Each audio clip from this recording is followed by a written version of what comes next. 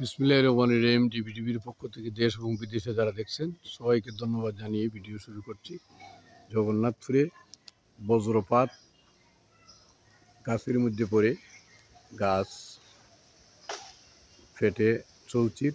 সম্মানিত ভিউয়ার্স, এই ভিডিওটি অত্যন্ত গুরুত্বপূর্ণ। প্রায় আধা ঘন্টা পূর্বে বিরাট আকারে একটি বজ্রপাত হয়। বজ্রপাতটি জগন্নাথপুরে এই গাছের উপর পড়ে। আপনারা দেখতেছেন যে গাছের উপরে কীভাবে বজ্রপাতটি পড়েছে, পরে নিচ পর্যন্ত গাছটি ফেটে গিয়েছে। ফেটে কী অবস্থা হয়েছে আপনারা দেখতে পাচ্ছেন। আমি একটু জুম করে আপনাদেরকে দেখাবো এই গাছের অবস্থা। বজ্রপাতে এই গাছটির অবস্থা এমন হয়েছে। বজ্রপাতটি পড়ার সাথে সাথে এখানে গাছের উপর পড়ার সাথে সাথে এখানে আগুনের কুণ্ডলীর মতো লাল হয়ে গেছে এবং একটু পরে অন্ধকারে নিমজ্জিত হয়ে যায়।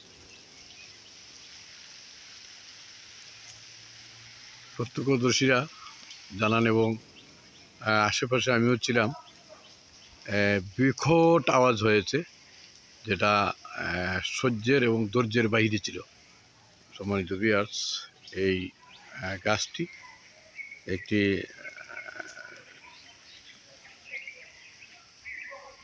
লম্বা একটি গাছ, উপরে পড়েছে।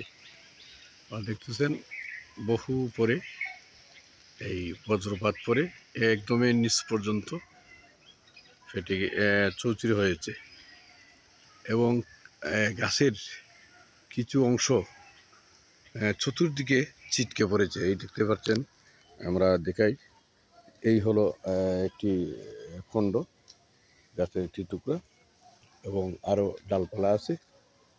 এই হলো ছাল, গাছের ছাল চতুর্দিকে ছিটকে পড়ে আছে, ছোটো ছোটো ডালপালা। সম্মানিত ভিউয়ার্স, আপনারা এই দেখতেছেন আর একটি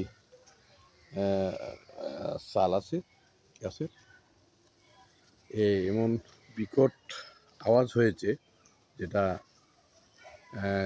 মানুষের কানের মধ্যে ভেদ করেছে এবং মানুষ থমকে গেছে। তার শব্দের প্রচুর শব্দ হয়েছে।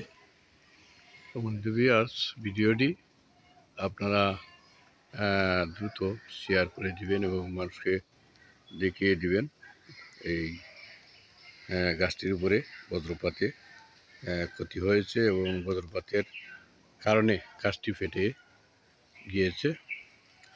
ভিডিওটি দ্রুত শেয়ার করবেন এই আশা এবং প্রত্যাশা রেখে আমরা আবারও ভিডিওটিকে লাইক শেয়ার দিয়ে সবাইকে দেখার সুযোগ করে দিবেন।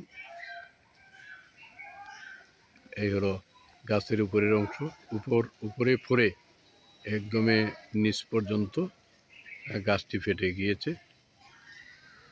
আপনারা দেখতেছেন, এই হলো নিচের অংশ গাছের এবং মানে গাছের নিচের অংশ এইভাবে ফেটে চৌচির হয়েছে। কিন্তু এই বজ্রপাতটি ছিল অত্যন্ত বিকট শব্দের একটি বজ্রপাত। আপনারা ভিডিওটি দ্রুত লাইক এবং শেয়ার দিয়ে আমাকে সহযোগিতা করবেন এই আশা এবং প্রত্যাশা রেখে সবাইকে ধন্যবাদ জানিয়ে আমি ভিডিওটি সমাপ্ত ঘোষণা করছি। তবে লাইভ থেকে এবং ভিডিও থেকে সরার আগে সবাইকে চ্যানেলটি সাবস্ক্রাইব করে আমাকে সহযোগিতা করার জন্য এবং চ্যানেলটিকে পপুলার করার জন্য সবাইকে ধন্যবাদ জানিয়ে আমি আজকের মতো বিদায় নিচ্ছি। আল্লাহ হাফেজ।